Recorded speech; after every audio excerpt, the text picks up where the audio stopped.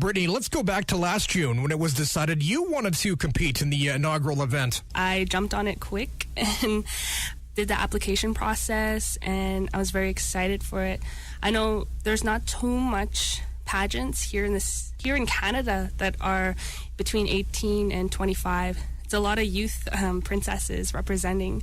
So in a way, I felt that I was preparing for it, and I really wanted that opportunity to just voice myself and to have a platform, I guess. You know, as one of the MCs last year, I remember a shy Brittney walking up to the stage, grabbing the microphone, and getting a really big boost of confidence, especially when you were speaking in front of the judges. Bring us back to that moment. Were you a little nervous? I wasn't too nervous. I mean, my kind of, just the way I felt, maybe I was a little bit nervous, but when I did get to the mic and I did speak, I knew exactly what I wanted to say.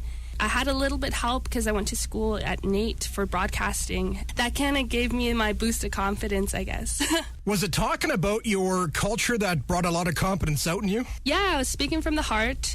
I really wanted to promote my culture. I wanted to have that opportunity. And before that, I didn't really know too much about my identity. I educated myself, so I equipped myself with the tools and the knowledge in order to be successful in that moment. I always think about my culture, so I brought back my spirit and I made sure that I was confident and I wasn't too vulnerable in that way. So that's really what got me, I guess, my family too, that was out there too. Brittney, tell us some of your most memorable moments of the past year. My first big moment was singing at the Canadian Finals Rodeo.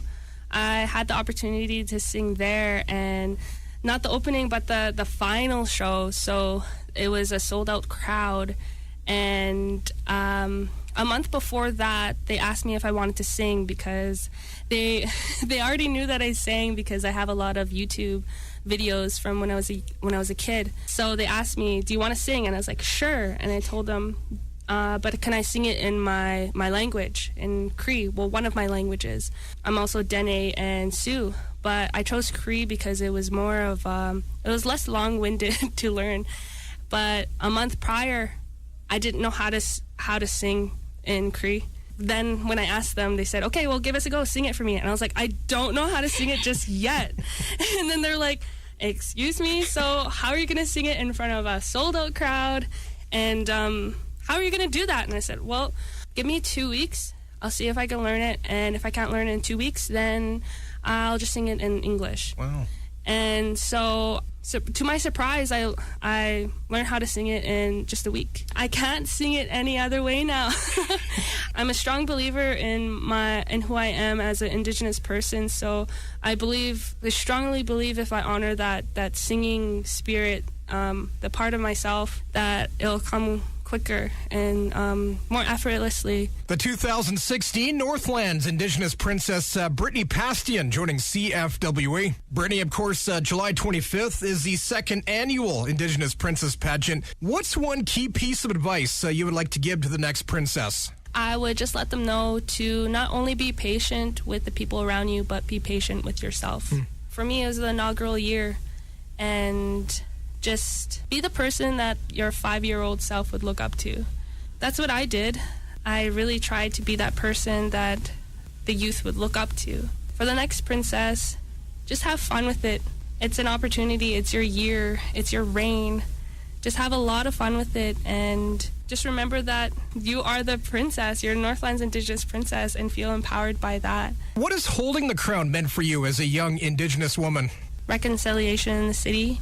It's meant kind of empowering women here in Edmonton. It's been a wonderful journey. For me, it is that acknowledgement of the women here the Indigenous women here in Edmonton, to have that opportunity to display how beautiful that our people are and our culture and our way of life. And for me, it's to also promote, to live that traditional lifestyle. It is the inaugural year.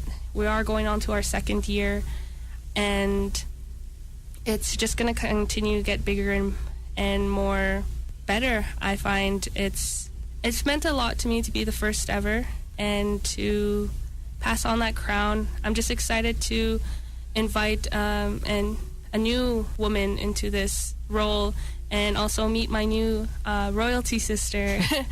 It's been really kind of, I don't want to say lonely, but to be the only princess in the city and not have anyone to talk to about it. I know the next princess will do amazing. It's meant a lot to me in a way where people are getting to know me in Powwow country, getting to know me in the media, getting to know me just here in the city. And it's opened some doors for me, definitely. Brittney, the incoming princess later on in July, what qualities should they have? They should hold being very kind, because I know that you're going to be asked a lot of questions about who you are, and even just a simple question like, what's that you're wearing? And you're wearing traditional wear.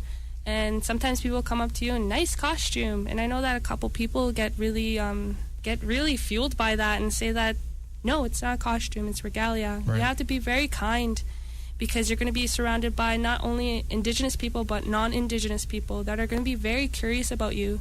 So you have to be kind and patient with those people that are coming up to you and that just want to know who you are. Just be strong and know who you are and be knowledgeable on certain protocols and certain powwow etiquette, I mean. So be kind, patient, and just be knowledgeable on who you are, because you're representing Indigenous people.